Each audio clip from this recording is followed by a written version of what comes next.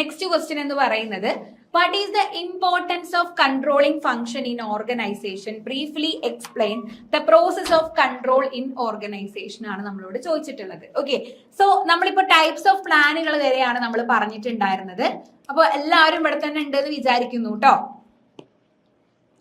അപ്പോൾ നമുക്ക് ഇനി നോക്കാൻ വേണ്ടിയിട്ടുള്ളത് what is the importance of controlling function in an organisation. ഒരു ഓർഗനൈസേഷനകത്ത് കൺട്രോളിംഗ് ഫംഗ്ഷന്റെ ഇമ്പോർട്ടൻസ് എന്താണ് വരുന്നത്, എങ്ങനെയാണ് നമ്മൾ ഓർഗനൈസേഷനകത്ത് കൺട്രോൾ കൊണ്ടുവരുന്നത്, അതിനെ കുറിച്ചിട്ട് എക്സ്പ്ലെയിൻ ചെയ്യാനാണ് നമ്മളോട് പറഞ്ഞിട്ടുള്ളത്. സോ നമ്മൾ ആദ്യം നോക്കുന്ന സമയത്ത് കൺട്രോളിംഗ് എന്ന് പറഞ്ഞു കഴിഞ്ഞാൽ എന്താണ് എന്നുള്ളത് വെച്ചുകൊണ്ട് തന്നെ നമുക്ക് തുടങ്ങാം. Controlling is one of the most important functions of management. അല്ലെ, മാനേജ്മെന്റ് പെർഫോം ചെയ്യുന്ന ഒരു ഇമ്പോർട്ടന്റ് ആയിട്ടുള്ള ഫംഗ്ഷൻ ആണ് കൺട്രോളിംഗ് എന്ന് പറയുന്നത്. It ensures that organisational activities are carried out according to plans and objectives. അതായത് ഇപ്പൊ നമ്മൾ നേരത്തെ പറഞ്ഞിട്ടുള്ള നമ്മുടെ പ്ലാനിംഗ് ഉണ്ടല്ലോ, ആ പ്ലാനിങ്ങുമായിട്ട് ക്ലോസ്ലി റിലേറ്റ് ചെയ്ത് നിൽക്കുന്ന ഒരു ഫംഗ്ഷൻ ആണ് ഈ ഒരു കൺട്രോളിംഗ് എന്ന് പറയുന്നത്. കാരണം എന്താണെന്ന് വെച്ച് കഴിഞ്ഞാൽ നമ്മൾ പ്ലാൻ ചെയ്തതുപോലെ കാര്യങ്ങൾ നടക്കുന്നുണ്ടോ എന്നുള്ളത് നമ്മൾ ഉറപ്പുവരുത്തുന്ന ഒരു ഫംഗ്ഷൻ ആണ് കൺട്രോളിംഗ് എന്ന് പറയുന്നത്. So, through controlling, managers can measure performance, identify deviations, and take corrective actions to achieve organizational goals effectively.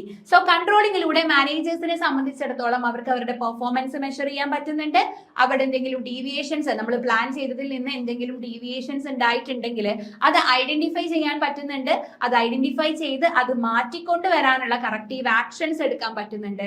അങ്ങനെ നമ്മുടെ ഓർഗനൈസേഷന്റെ ഗോളുകൾ എഫക്റ്റീവ് ആയിട്ട് അച്ചീവ് ചെയ്യാൻ പറ്റുന്ന ഒരു ഫംഗ്ഷൻ ആണ് നമ്മുടെ ഈ ഒരു കൺട്രോളിംഗ് എന്ന് പറയുന്നത്. അപ്പൊ കൺട്രോളിംഗ് എന്ന് പറയുമ്പോൾ ഒന്നുമില്ല, നമ്മൾ പ്ലാൻ ചെയ്തത് പ്രകാരം കാര്യങ്ങൾ നടക്കുന്നുണ്ടോ എന്നുള്ളതാണ് നമ്മൾ അവിടെ എന്ത് ചെയ്യാൻ പോണത്, ചെക്ക് ചെയ്യാൻ വേണ്ടിയിട്ട് പോണത്. അപ്പൊ നമുക്ക് എന്തൊക്കെയാണ് ഈ കൺട്രോളിംഗിന്റെ ഇമ്പോർട്ടൻസ് എന്നുള്ളത് എന്ന് ആദ്യം നമുക്ക് നോക്കാം. ഒന്ന്, ഐഡന്റിഫൈ എറേഴ്സ് ആൻഡ് വീക്ക്നെസ്സസ്. നമ്മൾ പറഞ്ഞ കാര്യങ്ങളൊക്കെ തന്നെയാണ്.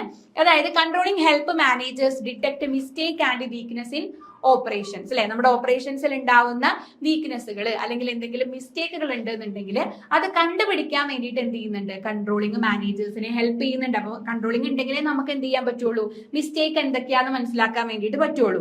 പിന്നെ പറയുന്നത് മെഷേഴ്സ് ഡീവിയേഷൻസ് ആണ്. അത് നമ്മൾ പറഞ്ഞ പോയിന്റ് തന്നെയാണ്. എന്താണ് ഡീവിയേഷൻ ഉണ്ടായിട്ടുള്ളത്, നമ്മൾ പ്ലാൻ ചെയ്തതിൽ നിന്ന് എന്ത് മാറ്റമാണ് ഉണ്ടായിട്ടുള്ളത് എന്ന് നമുക്ക് കൃത്യമായിട്ട് മെഷർ ചെയ്യാൻ വേണ്ടിയിട്ട് ഈ ഒരു കൺട്രോളിംഗ് ഹെൽപ്പ് ചെയ്യുന്നുണ്ട്. അതേപോലെ തന്നെ പിന്നീട് പറയുന്നത് ഇംപ്രൂവ് എഫിഷ്യൻസി ആണ്. അതായത് it ensures the effective utilisation of resources such as men, materials, money and machinery. This lead to increased productivity and efficiency. അല്ലെ, അതായത് ഇവിടെ നമ്മൾ പ്രോപ്പർ ആയിട്ട് കൺട്രോളിംഗ് നടത്തുന്നതിന്റെ ഭാഗമായിട്ട് നമുക്ക് നമ്മുടെ ഓർഗനൈസേഷനകത്തുള്ള വേരിയസ് റിസോഴ്സുകളാണ് മെൻ, മെറ്റീരിയൽ, മണി, മെഷീനറി എന്നൊക്കെ പറയുന്നത്. സോ ഇതെല്ലാം തന്നെ നമ്മൾ എഫക്റ്റീവ് ആയിട്ട് യൂട്ടിലൈസ് ചെയ്യുന്നുണ്ട് എന്നുള്ളത് നമുക്ക് ഇവിടെ ഇൻഷുർ ചെയ്യാൻ പറ്റുന്നുണ്ട്. സോ അതിന്റെ ഭാഗമായിട്ട് നമ്മുടെ പ്രൊഡക്ടിവിറ്റിയും എഫിഷ്യൻസിയും അവിടെ ഇംപ്രൂവ് ആവുന്നുണ്ട് അല്ലെങ്കിൽ ഇൻക്രീസ് ആവുന്നുണ്ട് എന്നുള്ളതാണ് കേട്ടോ. അതാണ് ഇംപ്രൂവ് എഫിഷ്യൻസി എന്നുള്ളത് കൊണ്ട് ഉദ്ദേശിക്കുന്നത്. പിന്നെ വരുന്നത് എയ്ഡ്സ് ഇൻ ഡിസിഷൻ മേക്കിംഗ് ആണ്. അതായത് കൺട്രോൾ എന്തിനു ഹെൽപ്പ് ചെയ്യുന്നുണ്ട്, നമുക്ക് ഡിസിഷൻസ് എടുക്കാൻ ആവശ്യമായിട്ടുള്ള അക്യുറേറ്റ് ആയിട്ടുള്ള ഇൻഫർമേഷൻസ് കൺട്രോളിങ്ങിലൂടെ നമുക്ക് കിട്ടുന്നുണ്ട്.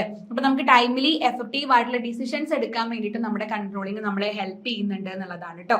സോ ഇതൊക്കെ നമുക്ക് കൺട്രോളിങ്ങിന്റെ ഇമ്പോർട്ടൻസ് ആയിട്ട് പറയാൻ പറ്റും. ഇനി എന്താണ് കൺട്രോളിങ്ങിന്റെ പ്രോസസ് എന്ന് പറയുന്നത്, അതായത് ഇതിന്റെ സ്റ്റെപ്സ് എന്തൊക്കെയാണ്, പ്രോസസ് ഓഫ് കൺട്രോൾ എന്തൊക്കെയാണ് എന്നുള്ളതാണ് നെക്സ്റ്റ് ആയിട്ട് നമ്മൾ നോക്കാൻ വേണ്ടിയിട്ട് പോണത്. അപ്പൊ കൺട്രോൾ പ്രോസസ് എന്ന് പറയുമ്പോൾ അതിനകത്ത് മെയിൻ ആയിട്ട് ഇൻവോൾവ് ചെയ്തിട്ടുള്ള സ്റ്റെപ്പുകൾ എന്ന് പറയുന്നത് ഒന്നാമത്തത് എന്താണ്, ഒന്നാമത്തെ സ്റ്റെപ്പ് എന്ന് പറയുന്നത് എസ്റ്റാബ്ലിഷ്മെന്റ് ഓഫ് സ്റ്റാൻഡേർഡ്സ് ആണ്. എന്താണ് എസ്റ്റാബ്ലിഷ്മെന്റ് ഓഫ് സ്റ്റാൻഡേർഡ്സ് ആണ് നമ്മളുടെ ഒന്നാമത്തെ പ്രോസസ് ആയിട്ട് പറയുന്നത്. The first step is to set performance standards that are measurable, realistic and achievable. Standards may be physical, financial or qualitative. So നമ്മൾ ആദ്യം ചെയ്യാൻ പോണ കാര്യം എന്താ, നമ്മുടെ കൺട്രോളിനകത്ത് നമ്മൾ ആദ്യം ചെയ്യേണ്ട കാര്യം എന്ന് പറഞ്ഞു കഴിഞ്ഞാൽ നമ്മളൊരു സ്റ്റാൻഡേർഡ് എസ്റ്റാബ്ലിഷ് ചെയ്ത് നിർത്തണം. ആ സ്റ്റാൻഡേർഡ് വെച്ചിട്ടാണ് നമ്മൾ കമ്പയർ കാര്യങ്ങളൊക്കെ ചെയ്യുക. അപ്പൊ ആദ്യം നമ്മൾ ചെയ്യേണ്ടത് ഒരു സ്റ്റാൻഡേർഡ് എസ്റ്റാബ്ലിഷ് ചെയ്യുക എന്നുള്ളതാണ്. ഈ സ്റ്റാൻഡേർഡ് എന്ന് പറയുന്നത് നമുക്ക് മെഷർ ചെയ്യാൻ പറ്റുന്നതും റിയലിസ്റ്റിക് ആയിട്ടുള്ളതും അച്ചീവബിൾ ആയിട്ടുള്ളതും ഒക്കെ ആയിരിക്കണം. സെക്കൻഡ് വൺ എന്ന് പറയുന്നത് മെഷർമെന്റ് ഓഫ് ആക്ച്വൽ പെർഫോമൻസ് ആണ്. അപ്പൊ നമ്മൾ ആദ്യം എന്ത് ചെയ്തു, സ്റ്റാൻഡേർഡ് എസ്റ്റാബ്ലിഷ് ചെയ്തു. അതിനുശേഷം നമ്മൾ ഇനി നമ്മുടെ ആക്ച്വൽ പെർഫോമൻസ് മെഷർ ചെയ്യാൻ വേണ്ടിയിട്ട് പോവാണ്. അപ്പൊ അത് നമുക്ക് എന്ത് ചെയ്യാം, the actual performance is measured and monitored regularly through report, observations and performance record. അപ്പൊ നമുക്ക് എങ്ങനെ ആക്ച്വൽ പെർഫോമൻസ് മെഷർ ചെയ്യാനും മോണിറ്റർ ചെയ്യാനും പറ്റും, റിപ്പോർട്ടുകൾ, ഒബ്സർവേഷൻസ്, പെർഫോമൻസ് റെക്കോർഡുകൾ തുടങ്ങിയിട്ടുള്ള കാര്യങ്ങളിലൂടെ ഒക്കെ നമുക്ക് ആക്ച്വൽ പെർഫോമൻസ് മെഷർ ചെയ്യാൻ പറ്റും. പറ്റും. അപ്പൊ ആദ്യം നമ്മളൊരു സ്റ്റാൻഡേർഡ് സെറ്റ് ചെയ്യുക, പിന്നെ നമ്മുടെ ആക്ച്വൽ പെർഫോമൻസ് മെഷർ ചെയ്യുക. അത് കഴിഞ്ഞു കഴിഞ്ഞാൽ നമ്മൾ ഈ ഒരു ആക്ച്വൽ പെർഫോമൻസിനെയും സ്റ്റാൻഡേർഡിനെയും തമ്മിൽ എന്ത് ചെയ്യണം? കമ്പാരിസൺ നടത്തണം അല്ലെ. The actual result are compared with predetermined standard to identify deviations. നമ്മൾ നേരത്തെ കണ്ടുവച്ചിട്ടുള്ള നമ്മുടെ ഈ ഒരു ഒബ്ജക്റ്റീവ് ഉണ്ടല്ലോ, ആ അല്ലെങ്കിൽ സ്റ്റാൻഡേർഡ് ഉണ്ടല്ലോ, ആ ഒരു സ്റ്റാൻഡേർഡും അതേപോലെ തന്നെ നമ്മുടെ ആക്ച്വൽ പെർഫോമൻസും, ഇത് രണ്ടും തമ്മിൽ നമ്മൾ എന്ത് ചെയ്യുക? കമ്പയർ ചെയ്യുക എന്നുള്ളതാണ് ഈ ഒരു കമ്പാരിസൺ ഓഫ് ആക്ച്വൽ പെർഫോമൻസ് എന്നുള്ളത് കൊണ്ട് ഉദ്ദേശിക്കുന്നത്. ഓക്കെ, അത് കഴിഞ്ഞു കഴിഞ്ഞാൽ പിന്നീട് നമ്മൾ ചെയ്യേണ്ടത് കറക്റ്റീവ് ആയിട്ടുള്ള ആക്ഷൻസ് എടുക്കുക എന്നുള്ളതാണ് പിന്നീട് ചെയ്യേണ്ടത് കേട്ടോ. ടേക്കിംഗ് കറക്റ്റീവ് ആക്ഷൻസ് ആണ്. അപ്പൊ when significant deviations are found, managers take corrective measures such as improving procedures, providing training or modifying plans. Okay, അപ്പോൾ നമുക്ക് എന്തെങ്കിലും ഒരു ഡീവിയേഷൻസ് നമ്മൾ എന്ത് ചെയ്തു? കമ്പയർ ചെയ്തിട്ട് നമുക്ക് എന്തെങ്കിലും ഡീവിയേഷൻസ് നമ്മൾ കാണുകയാണെന്നുണ്ടെങ്കിൽ ആ ഡീവിയേഷൻസിന് വേണ്ടിയിട്ടുള്ള കറക്റ്റീവ് ആയിട്ട് എടുക്കാൻ പറ്റുന്ന മെഷേഴ്സ് നമ്മൾ എടുക്കുക. അപ്പൊ നമുക്കൊരു പ്രൊസീജിയർ ഇംപ്രൂവ്മെന്റ് ഇല്ലാതെ തോന്നുന്നുണ്ടെങ്കിൽ അത് ഇംപ്രൂവ് ചെയ്യാനുള്ള കാര്യങ്ങൾ നോക്കുക. ഇപ്പൊ ട്രെയിനിങ് കൊടുത്തു കഴിഞ്ഞാൽ ശരിയാവുന്ന ഒരു കാര്യമാണെന്നുണ്ടെങ്കിൽ എംപ്ലോയീസിന് ട്രെയിനിങ് കൊടുക്കുക. അപ്പൊ അങ്ങനെ നമ്മൾ ആ ഒരു കറക്റ്റീവ് ആക്ഷൻസ് എടുക്കുക എന്നുള്ളതാണ് അടുത്തതായിട്ട് പറയുന്നത്. പിന്നെ വരുന്നത് ഫീഡ്ബാക്ക് ആണ്. ഫീഡ്ബാക്ക് എന്ന് പറഞ്ഞു കഴിഞ്ഞാൽ feedback provide information about performance result. It help management evaluate effectiveness and make future improvements. അല്ലെ, നമ്മൾ മനസ്സിലാക്കാൻ പോവാണ് എന്തൊക്കെയാണ് നമുക്ക് ഇനി നമുക്ക് ആ ഒരു ആക്ച്വൽ റിസൾട്ട്, നമ്മുടെ പെർഫോമൻസ് റിസൾട്ട് എത്രത്തോളം ഉണ്ട്, അവിടെ എവിടെയൊക്കെ നമ്മൾ ഇംപ്രൂവ്മെന്റ്സ് കൊണ്ടുവരണം തുടങ്ങിയിട്ടുള്ള കാര്യങ്ങളൊക്കെ നമ്മൾ കൃത്യമായിട്ട് നമ്മൾ ഇവാലുവേറ്റ് ചെയ്ത് മനസ്സിലാക്കുന്ന നമുക്കൊരു ഫീഡ്ബാക്ക് ഉണ്ടാക്കി എടുക്കുന്നതാണ് അവിടെ ഉദ്ദേശിക്കുന്നത്. ഓക്കെ, സോ ഇത്രയാണ് നമ്മളുടെ കൺട്രോളിങ്ങിന്റെ പ്രോസസ്സ് എന്ന് പറഞ്ഞത്. അപ്പൊ ഫസ്റ്റ് നമ്മൾ ചെയ്തിട്ടുണ്ടായിരുന്നത് സ്റ്റാൻഡേർഡ് എസ്റ്റാബ്ലിഷ് ചെയ്തു, പിന്നെ നമ്മുടെ ആക്ച്വൽ പെർഫോമൻസ് മെഷർ ചെയ്തു, പിന്നെ നമ്മുടെ ആക്ച്വൽ പെർഫോമൻസും സ്റ്റാൻഡേർഡും തമ്മിലുള്ള ഒരു കമ്പാരിസൺ നടത്തി, കറക്റ്റീവ് ആക്ഷൻ നമ്മൾ എടുത്തു, ഫീഡ്ബാക്ക് നമ്മൾ എടുത്തു. അത്രയാണ് നമുക്ക് അവിടെ ഡിസ്കസ് ചെയ്യാൻ വേണ്ടിയിട്ടുണ്ടായിരുന്നത്. ഇനി നമ്മൾ നെക്സ്റ്റ് ക്വസ്റ്റ്യനിലോട്ട് പോണ സമയത്ത് നെക്സ്റ്റ് ക്വസ്റ്റ്യൻ എന്ന് പറയുന്നത് ഷോർട്ട് നോട്ട് എഴുതാൻ വേണ്ടിയിട്ടുള്ള ക്വസ്റ്റ്യൻ ആണ്. അപ്പൊ നമ്മളോട് എന്ത് ചെയ്യാം? ഇങ്ങനെ ഷോർട്ട് നോട്ട് എഴുതാൻ വേണ്ടിയിട്ടുള്ള ക്വസ്റ്റ്യൻസ് നമ്മളോട് എക്സാമിന് എന്ത് ചെയ്യാം? ചോദിക്കാം. ഓക്കെ, അപ്പൊ അത് ചോദിക്കുന്ന സമയത്ത് നമ്മളോട് എന്താ പറയാ, നമുക്ക് അതിൽ ഏറ്റവും എന്താണ് അതിനെ കുറിച്ചിട്ട് അറിയാന്നുണ്ടെങ്കിൽ അത് എഴുതിയാൽ മതി. ഇപ്പൊ നമ്മൾ എക്സാമ്പിൾ പറയുകയാണെങ്കിൽ ഇപ്പൊ നിങ്ങളോട് കമ്മ്യൂണിക്കേഷനെ കുറിച്ചിട്ട് ചോദിക്കുകയാണ്, കമ്മ്യൂണിക്കേഷനകത്ത് വരുന്ന ബാരിയേഴ്സ് എന്തൊക്കെയാണെന്ന് ചോദിച്ചു കഴിഞ്ഞാൽ നിങ്ങൾക്ക് അത് മാത്രമേ എഴുതാൻ പറ്റുള്ളൂ. പക്ഷെ നേരെ മറിച്ച് കമ്മ്യൂണിക്കേഷനെ കുറിച്ചിട്ട് ഒരു ഷോർട്ട് നോട്ടാ ചോദിക്കണമെന്നുണ്ടെങ്കിൽ നിങ്ങൾക്ക് ഇപ്പൊ ബാരിയേഴ്സ് അറിയില്ല, പക്ഷെ നിങ്ങൾക്ക് പ്രോസസ്സ് കാര്യങ്ങൾ അറിയാന്നുണ്ടെങ്കിൽ നിങ്ങൾക്ക് അത് എഴുതാം. സോ ഷോർട്ട് നോട്ട് എന്ന് പറയുന്നത് എന്താ പറയാ, ഒരു ഫ്രീ ഹാൻഡ് ആയിട്ടുള്ള ഒരു ഏരിയ ആണ്. നമുക്കത് എങ്ങനെ വേണമെങ്കിലും എന്ത് ചെയ്യാൻ പറ്റും, മീൻസ് അതിനെ കുറിച്ചിട്ടുള്ള എന്ത് കാര്യം വേണമെങ്കിലും നമുക്ക് അറിയാവുന്നതൊക്കെ നമുക്ക് അതിനകത്ത് ഇൻവോൾവ് ചെയ്യിക്കാൻ പറ്റും. ഓക്കെ, സോ നമ്മളോട് ചോദിച്ചിരിക്കുക എങ്ങനെയായിരിക്കും? Write short notes on any 3 of the following. അല്ലെ, 3 എണ്ണത്തിൽ ഈ ഒരു പറയുന്നതിൽ ഏതെങ്കിലും 3 എണ്ണത്തിനെ കുറിച്ചിട്ട് എന്ത് ചെയ്യാം? നമ്മള് ഷോർട്ട് നോട്ട് പ്രിപ്പയർ ചെയ്യുക എന്നുള്ള ക്വസ്റ്റ്യൻ നമുക്ക് എക്സ്പെക്ട് ചെയ്യാം. അപ്പൊ നമുക്ക് അതിൽ ആദ്യം എക്കണോമിക് മോഡൽ ഓഫ് ഡിസിഷൻ മേക്കിങ്ങിനെ കുറിച്ചിട്ടാണ് ഫസ്റ്റ് നമ്മളോട് ചോദിച്ചിട്ടുള്ളത്. പിന്നെ സ്കാലാർ പ്രിൻസിപ്പിളിനെ കുറിച്ച് ചോദിച്ചിട്ടുണ്ട്, ഇമ്പോർട്ടൻസ് ടു കമ്മ്യൂണിക്കേഷനെ കുറിച്ചിട്ട് ചോദിച്ചിട്ടുണ്ട്, പിന്നെ അതേപോലെ തന്നെ organisational culture, resistance to change, ഇതിനെ കുറിച്ചിട്ടൊക്കെയാണ് നമ്മളോട് ഷോർട്ട് നോട്ട് ആയിട്ട് ചോദിച്ചിട്ടുള്ളത്. അപ്പൊ നമുക്ക് ആദ്യം economic model of decision making എന്താന്നുള്ളത് വെച്ചിട്ട് തുടങ്ങാം. എന്താണ് നോക്കി നോക്കാം. The economic model of decision making is one of the earliest decision making models. അപ്പൊ അതെന്താണ്? നമ്മൾ യൂസ് ചെയ്യുന്ന ഒരു ഡിസിഷൻ മേക്കിംഗ് മോഡലാണ് ഈ ഒരു economic model of decision making എന്ന് പറയുന്നത്. It assumes that individuals are rational and always choose the alternative that gives the maximum benefit or profit. അപ്പൊ ഇവിടെ നമ്മൾ വിചാരിക്കുന്ന ഒരു കാര്യം എന്താന്ന് വെച്ച് കഴിഞ്ഞാൽ എല്ലാവരും റേഷണൽ ആണ്. നമ്മുടെ ഹ്യൂമൻസ് എല്ലാവരും എന്താണ്? റേഷണൽ ആണ്. അവരെല്ലാവർക്കും കറക്റ്റ് ആയിട്ട് നല്ല ബുദ്ധിയുള്ള ആൾക്കാരാണ്. അവരെല്ലാവരും നല്ല ഡിസിഷൻസ് എടുക്കുകയുള്ളൂ. അവർക്ക് മാക്സിമം പ്രോഫിറ്റ് ഉണ്ടാക്കാൻ പറ്റുന്ന അല്ലെങ്കിൽ അവർക്ക് മാക്സിമം ബെനിഫിറ്റ് ഉണ്ടാക്കാൻ പറ്റുന്ന ഡിസിഷൻസേ അവരെടുക്കുകയുള്ളൂ എന്നുള്ളതാണ് ഈ ഒരു എക്കണോമിക് മോഡൽ ഓഫ് ഡിസിഷൻ മേക്കിങ്ങിനകത്ത് പറയുന്നത്. അപ്പൊ according to this model decision makers collect complete information, identify all possible alternatives, evaluate each option and select the best one. അപ്പൊ ഇവർ പറയണത് എന്താണെന്ന് വെച്ച് കഴിഞ്ഞാൽ നമുക്ക് എപ്പോഴും നമ്മളൊരു ഡിസിഷൻ എടുക്കുമ്പോൾ ആസ് എ ഹ്യൂമൻ എന്നുള്ള രീതിയിൽ നമ്മളൊരു ഡിസിഷൻ എടുക്കുന്ന സമയത്ത് നമ്മൾ എപ്പോഴും എങ്ങനെയാണ് ഡിസിഷൻസ് എടുക്കുക? നമുക്ക് കംപ്ലീറ്റ് ആയിട്ടുള്ള ഇൻഫർമേഷൻസ് കിട്ടി അതിനെ കുറിച്ച് പഠിച്ച് കറക്റ്റ് ആയിട്ടുള്ള ഡിസിഷൻസ് നമ്മൾ എടുക്കുകയുള്ളൂ എന്നുള്ളതാണ് ഈ ഒരു മോഡലിനകത്ത് പറയുന്നത്. ഇനി സെക്കൻഡ് വൺ നമ്മളോട് ചോദിച്ചിട്ടുള്ളത് സ്കാലാർ പ്രിൻസിപ്പിളിനെ കുറിച്ചിട്ടാണ്. അപ്പൊ സ്കാലാർ പ്രിൻസിപ്പിൾ എന്ന് പറഞ്ഞു കഴിഞ്ഞാൽ it refers to the clear chain of authority running from the highest level of management to the lowest level in an organisation. അതായത് സ്കാലാർ പ്രിൻസിപ്പിൾ എന്ന് പറഞ്ഞു കഴിഞ്ഞാൽ അതൊരു ക്ലിയർ ചെയിൻ ഓഫ് അതോറിറ്റി ആണ് സ്കാലാർ പ്രിൻസിപ്പിൾ എന്ന് പറയുന്നത്. അത് നമ്മൾ നമ്മുടെ മാനേജ്മെന്റിന്റെ ഹയസ്റ്റ് ലെവലിൽ നിന്ന് തുടങ്ങിയിട്ട് ലോവസ്റ്റ് ലെവലിലോട്ട് എത്തുന്ന തരത്തിലുള്ള ഒരു ശ്രേണി നമ്മൾ പറയില്ലേ, നമ്മുടെ കമ്മ്യൂണിക്കേഷൻ നടത്താൻ വേണ്ടി അല്ലെങ്കിൽ അതോറിറ്റിയെ കുറിച്ച് പറയുന്ന ഒരു ചെയിനാണ്. ഇപ്പൊ ഏറ്റവും മുകളിൽ MD ഉണ്ടാവും, അതിന്റെ താഴെ മാനേജർ ഉണ്ടാവും, അതിന്റെ താഴെ ഡിപ്പാർട്ട്മെന്റ് ഹെഡുകൾ ഉണ്ടാവും. അപ്പൊ അത് നമുക്കൊരു എന്തായിട്ട് പറയാൻ പറ്റും, ഒരു ചെയിൻ ആയിട്ട് നമുക്ക് പറയാൻ പറ്റും. അപ്പൊ ആ ചെയിനിനെ കുറിച്ചിട്ട് ഏറ്റവും മുകളിൽ നിന്നുള്ള ആള് തുടങ്ങിയിട്ട് ഏറ്റവും അടിയിൽ നിൽക്കുന്ന ആള് വരെയുള്ള അവരുടെ ഒരു അതോറിറ്റി കാണിക്കുന്നതാണ് സ്കെലാർ പ്രിൻസിപ്പിൾ എന്ന് പറയുന്നത്. It establishes superior subordinate relationship and ensure smooth communication and coordination. അപ്പൊ ഇത് നമുക്ക് നമ്മുടെ ഓർഗനൈസേഷനകത്ത് ഒരു സുപ്പീരിയർ സബോർഡിനേറ്റ് റിലേഷൻഷിപ്പ് ആണ് ഇത് എന്ത് ചെയ്യുന്നത്, എസ്റ്റാബ്ലിഷ് ചെയ്യുന്നത്. അതേപോലെ തന്നെ നമ്മുടെ ഓർഗനൈസേഷനകത്ത് സ്മൂത്ത് ആയിട്ടുള്ള കമ്മ്യൂണിക്കേഷനും കോർഡിനേഷനും നടക്കുന്നുണ്ട് എന്നുള്ളത് നമ്മളിവിടെ ഉറപ്പുവരുത്തുന്നുണ്ട്. ഓക്കെ, അതാണ് സ്കെലാർ പ്രിൻസിപ്പിൾ എന്ന് പറഞ്ഞിട്ടുള്ളത്. നെക്സ്റ്റ് നമ്മളോട് കമ്മ്യൂണിക്കേഷന്റെ ഇമ്പോർട്ടൻസിനെ കുറിച്ചിട്ടാണ് ചോദിച്ചിട്ടുള്ളത്.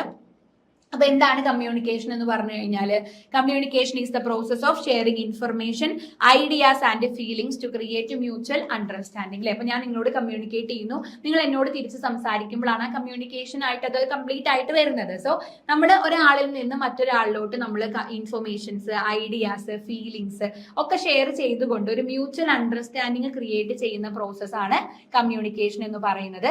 So it is essential for effective management and organisational success. അപ്പൊ നമുക്കൊരു എഫക്റ്റീവ് ആയിട്ടുള്ള മാനേജ്മെന്റിനായിക്കോട്ടെ, ഒരു എന്താ പറയാ ഓർഗനൈസേഷന്റെ സക്സസിനായിക്കോട്ടെ, ഈ ഒരു കമ്മ്യൂണിക്കേഷൻ എന്ന് പറയുന്നത് വളരെ ഇമ്പോർട്ടന്റ് ആണ്. അപ്പൊ അതിന് ഇമ്പോർട്ടൻസ് എന്തൊക്കെയാ ചോദിച്ചു കഴിഞ്ഞാൽ, ഒന്ന്, it help in planning, organising, directing and controlling. അല്ലെ, നമ്മുടെ മാനേജ്മെന്റിന്റെ ഫംഗ്ഷൻസ് ആയിട്ടുള്ള പ്ലാനിങ്ങിനും ഓർഗനൈസിങ്ങിനും ഡയറക്ടിനും കൺട്രോളിങ്ങിനൊക്കെ അത് ഹെൽപ്പ് ചെയ്യുന്നുണ്ട്. പിന്നെ നമ്മുടെ എംപ്ലോയീസ് തമ്മിലുള്ള കോർഡിനേഷൻ ഇംപ്രൂവ് ചെയ്യാൻ വേണ്ടിയിട്ട് ഹെൽപ്പ് ചെയ്യുന്നുണ്ട്. ഡിസിഷൻ മേക്കിങ്ങിനെ ഫെസിലിറ്റേറ്റ് ചെയ്യുന്നുണ്ട്. എംപ്ലോയീസിനെ മോട്ടിവേറ്റ് ചെയ്തുകൊണ്ട് അവരുടെ മൊറാൽ ഇംപ്രൂവ് ചെയ്യാൻ വേണ്ടിയിട്ട് ഹെൽപ്പ് ചെയ്യുന്നുണ്ട്. ഓർഗനൈസേഷന്റെ ഗോളുകൾ അച്ചീവ് ചെയ്യാൻ ഹെൽപ്പ് ചെയ്യുന്നുണ്ട്. എൻവയോൺമെന്റൽ ചേഞ്ചിനനുസരിച്ച് കൊണ്ട് ഓർഗനൈസേഷനെ മുന്നോട്ട് പോകാൻ വേണ്ടിയിട്ടും ഹെൽപ്പ് ചെയ്യുന്നുണ്ട്. ഇതൊക്കെയാണ് ഈ ഒരു നമ്മുടെ ഈ ഒരു കമ്മ്യൂണിക്കേഷന്റെ മെയിൻ ആയിട്ട് വരുന്ന ഇമ്പോർട്ടൻസ് എന്ന് പറയുന്നത് കേട്ടോ. അപ്പൊ അതാണ് നമുക്ക് അവിടെ ഡിസ്കസ് ചെയ്യാനുള്ളത്. പിന്നെ നമ്മളോട് ഷോർട്ട് നോട്ട് ചോദിച്ചിട്ടുള്ള നെക്സ്റ്റ് ഒരു ക്വസ്റ്റ്യൻ ആണ് ഓർഗനൈസേഷണൽ കൾച്ചർ എന്ന് പറയുന്നത്. അപ്പൊ എന്താ ഈ ഓർഗനൈസേഷണൽ കൾച്ചർ എന്ന് പറഞ്ഞു കഴിഞ്ഞാൽ, organisational culture refers to the shared values, belief, attitude and practices that guide the behaviour of employees within an organisation. ഒരു ഓർഗനൈസേഷനകത്തുള്ള എംപ്ലോയീസ് ഫോളോ ചെയ്യുന്ന, അവർ തമ്മിൽ ഷെയർ ചെയ്യുന്ന വാല്യൂസ്, ബിലീഫ്, ആറ്റിറ്റ്യൂഡ്, പ്രാക്ടീസ്, അതിന്റെയൊക്കെ ഒരു സെറ്റിനെയാണ് നമ്മൾ എന്തായിട്ട് പറയുക, ഓർഗനൈസേഷണൽ കൾച്ചർ എന്ന് പറയുന്നത്. അപ്പൊ അതായത് നമ്മൾക്കറിയാം, ഓരോ എംപ്ലോയീസും ഓരോ കൾച്ചറിൽ നിന്ന് വരുന്ന ആൾക്കാർ, അവർക്ക് ഓരോ ബിലീഫ് കാര്യങ്ങളാണ് ഉള്ളത്. അപ്പൊ അവർ തമ്മിൽ ഷെയർ ചെയ്യുന്ന ആ ഒരു വാല്യൂ, ബിലീഫ്, ആറ്റിറ്റ്യൂഡിനെയൊക്കെയാണ് നമ്മൾ ഓർഗനൈസേഷണൽ കൾച്ചർ എന്നുള്ളത് കൊണ്ട് ഉദ്ദേശിക്കുന്നത്. പിന്നെ ചോദിച്ചിട്ടുള്ളത് റെസിസ്റ്റൻസ് ടു ചേഞ്ച് എന്താന്നുള്ളതാണ് അടുത്തത് ഷോർട്ട് നോട്ട് ആയിട്ട് ചോദിച്ചിട്ടുള്ള ഒരു ക്വസ്റ്റ്യൻ എന്ന് പറയുന്നത്.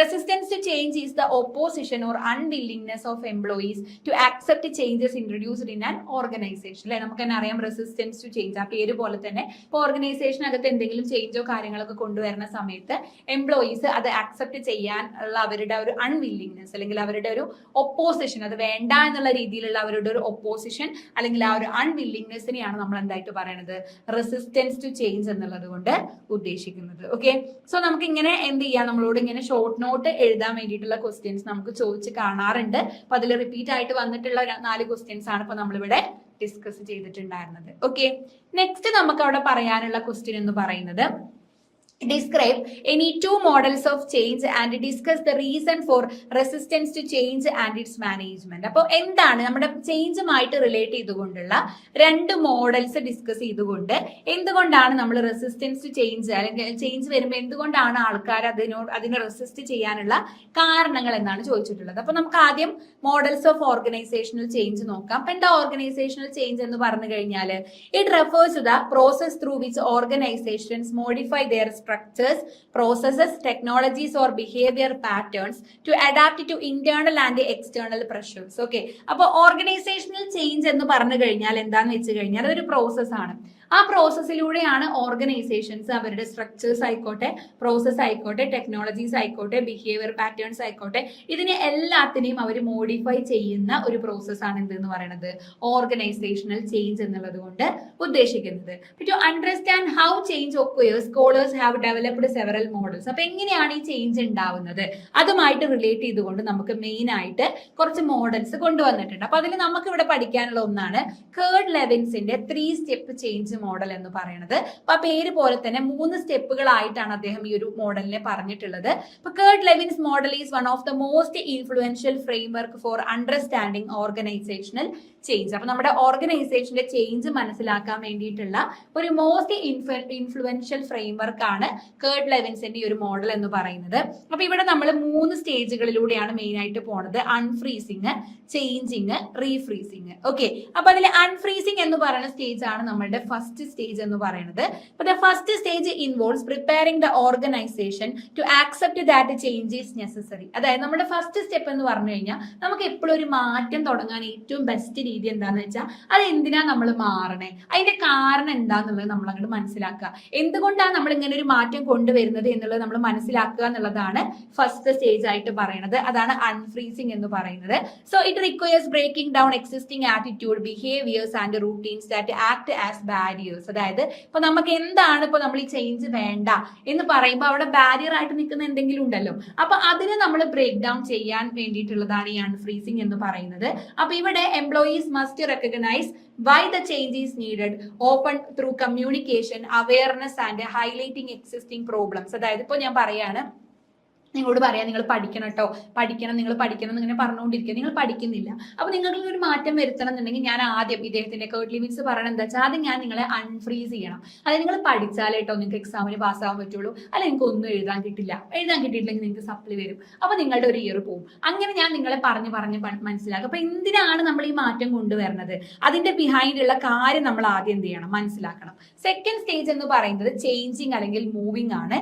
ഇവിടെ in the stage the organisation introduces new processes, structures, technologies or behaviors. അപ്പൊ ഈ ഒരു സ്റ്റേജ് എത്തുന്ന സമയത്ത് നമ്മുടെ ഓർഗനൈസേഷൻ എന്ത് ചെയ്യും, പുതിയതായിട്ടുള്ള പ്രോസസ്സുകൾ, സ്ട്രക്ചറുകൾ, ടെക്നോളജീസ്, ബിഹേവിയേഴ്സ് ഒക്കെ കൊണ്ടുവരും. Employees learn new ways of working, adopt new attitude and engage with new systems. അല്ലെ, ഇപ്പൊ ഞാൻ നിങ്ങളോട് പറയാണ് നമുക്ക് കുറച്ചും കൂടെ ഈസി ആയിട്ട് പഠിക്കാൻ വേണ്ടിയിട്ടുള്ള മെത്തേഡുകൾ ഞാൻ പറയാണ്. നിങ്ങൾ രാവിലെ ഒരു 4 മണിക്ക് എണീറ്റോളൂ, ആ നേരത്തെ എന്ത് ചെയ്യാം, ഞാനും എണീക്കാം, എന്നിട്ട് നമുക്ക് റിവിഷൻ നടത്താം, അങ്ങനെയൊക്കെ പറഞ്ഞ് ഞാൻ നിങ്ങൾക്ക് വേണ്ടിയിട്ട് കുറെ പുതിയ പുതിയ കാര്യങ്ങൾ കൊണ്ടുവന്നുകൊണ്ട് നിങ്ങളിൽ ഒരു മാറ്റം ക്രിയേറ്റ് ചെയ്യാണ്. അതാണ് ചേഞ്ചിങ് എന്ന് പറയുന്നത്. പിന്നെ വരുന്നത് റീഫ്രീസിംഗ് ആണ്. റീഫ്രീസിംഗ് എന്ന് പറഞ്ഞു കഴിഞ്ഞാൽ once the change has been introduced the stage aim to stabilise and institutionalise it. അല്ലെ, നമ്മളൊരു മാറ്റം വരുത്തി കഴിഞ്ഞാൽ ആ മാറ്റത്തിനെ നമ്മൾ പിന്നീട് സ്റ്റെബിലൈസ് ചെയ്ത് നിർത്തണം. അതാണ് ഈ ഒരു റീഫ്രീസിംഗ് എന്നുള്ളത് കൊണ്ട് ഉദ്ദേശിക്കുന്നത്. അപ്പൊ നമുക്കിപ്പോ നമ്മൾ ആദ്യമൊക്കെ എപ്പോഴും അറ്റൻഡൻസ് രജിസ്റ്ററിലാണ് സൈൻ ചെയ്തിരുന്നത്. പെട്ടെന്നാണ് നമുക്ക് പഞ്ച് ചെയ്യാനുള്ള ആ ഒരു സിസ്റ്റം കൊണ്ടുവന്നതെന്നുണ്ടെങ്കിൽ നമ്മൾ എപ്പോഴും ആദ്യം കുറച്ച് ദിവസമൊക്കെ നമ്മളത് മറന്നു പോകും. അപ്പൊ അത് ശീലാക്കാൻ വേണ്ടി നമ്മൾ എന്ത് ചെയ്യും, അവർക്ക് ചെയ്യുന്ന ആൾക്കാർക്ക് ചെയ്യാത്ത ആൾക്കാർക്കൊക്കെ വേണ്ടിയിട്ട് പണിഷ്മെന്റും റിവാർഡും കാര്യങ്ങളൊക്കെ കൊടുത്തിട്ട് അത് നമ്മളുടെ എന്നും ചെയ്യുന്ന ഒരു റൂട്ടീൻ ആക്കിയിട്ട് മാറ്റുന്നതാണ് ഈ ഒരു റീഫ്രേസിംഗ് എന്നുള്ളത് കൊണ്ട് ഉദ്ദേശിക്കുന്നത് കേട്ടോ. അപ്പൊ ഇങ്ങനെ 3 കാര്യങ്ങൾ 3 സ്റ്റേജുകളിലൂടെയാണ് അദ്ദേഹം ഇത് പറഞ്ഞത്: അൺഫ്രീസിംഗ്, ചേഞ്ചിങ്, അതേപോലെ തന്നെ റീഫ്രേസിംഗ് എന്ന് പറയുന്നത്. ഓക്കെ, നെക്സ്റ്റ് വരുന്നത് നമ്മുടെ ബിയേഴ്സിന്റെ മോഡൽ ഓഫ് ഓർഗനൈസേഷണൽ ചേഞ്ചിനെ കുറിച്ചിട്ടാണ്. അപ്പൊ ബിയേഴ്സിന്റെ ഓർഗനൈസേഷണൽ ചേഞ്ച് മോഡൽ എന്ന് പറഞ്ഞു കഴിഞ്ഞാൽ ഇദ്ദേഹം പറയുന്നത് 3 ക്രിട്ടിക്കൽ എലമെന്റുകളിലൂടെ തന്നെയാണ്: ഡിസാറ്റിസ്ഫാക്ഷൻ, വിഷൻ, ഫസ്റ്റ് സ്റ്റെപ്പ്. ഇതാണ് ആ 3 എലമെന്റ്സ് എന്ന് പറയുന്നത്. അപ്പൊ അതിൽ ഡിസാറ്റിസ്ഫാക്ഷൻ എന്ന് പറഞ്ഞു കഴിഞ്ഞാൽ employees must feel dissatisfied with the current situation. When people perceive that existing practices are inefficient or outdated they become more willing to change. അപ്പൊ ആദ്യം പറഞ്ഞിട്ടുള്ള ഈ ഒരു സാറ്റിസ്ഫാക്ഷൻ സ്റ്റേജിൽ എന്താ പറയണെന്ന് വെച്ചാൽ ആദ്യം നമ്മുടെ ഒരു മാറ്റം കൊണ്ടുവരുത്താൻ ആദ്യം ചെയ്യേണ്ടത് എന്താണ്, ആൾക്കാരെ ആ ഒരു കറന്റ് സിറ്റുവേഷനിൽ അവർ ഡിസാറ്റിസ്ഫൈഡ് ആണ് എന്നുള്ളത് എംപ്ലോയീസിനെ കൊണ്ട് അങ്ങോട്ട് തോന്നിപ്പിക്കണം, അവർക്ക് അത് ഫീൽ ചെയ്യണം. അപ്പൊ അത് ഫീൽ ചെയ്യാൻ വേണ്ടിയിട്ട് നമ്മൾ എന്ത് ചെയ്യാം, അത് ഫീൽ ചെയ്താലേ നമുക്ക് മാറ്റം വരുത്തണം നമുക്ക് തോന്നുള്ളൂ. അപ്പൊ അതിന് വേണ്ടിയിട്ട് നമ്മൾ അവരിൽ ഒരു ഡിസാറ്റിസ്ഫാക്ഷൻ ഫീൽ ചെയ്തെടുക്കണം. പിന്നെ വിഷൻ ആണ് പറയുന്നത്: A clear, inspiring and attainable picture of the future must be communicated. അതായത് നമ്മൾ ഈ മാറ്റം കൊണ്ടുവന്നാൽ നമ്മുടെ ഓർഗനൈസേഷൻ ഇങ്ങനെയാണ് മാറാൻ പോണത്, ഇങ്ങനെയുള്ള പുതിയ ബെനിഫിറ്റുകളാണ് നമുക്ക് കിട്ടാൻ പോണത്, അങ്ങനെ നമ്മൾ മനസ്സിലാക്കുന്നതാണ് വിഷൻ എന്ന് പറയുന്നത്. ദെൻ ഫസ്റ്റ് സ്റ്റെപ്പ് ആണ് പറയുന്നത്.